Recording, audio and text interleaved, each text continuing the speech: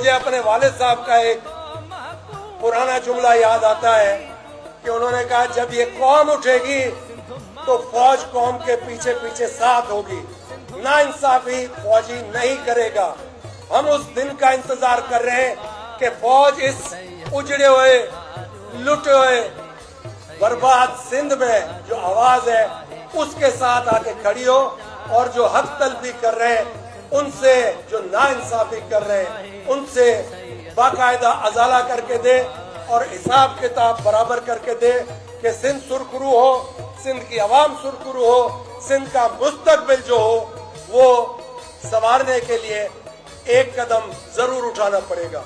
Sir, अगर election नहीं होगी तो क्या बूटों की छाप होगी?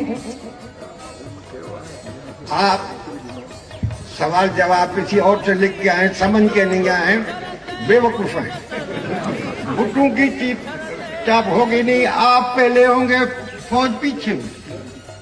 आपने मिस्र में क्या देखा, आप ईरान में क्या देख रहे हैं, आपने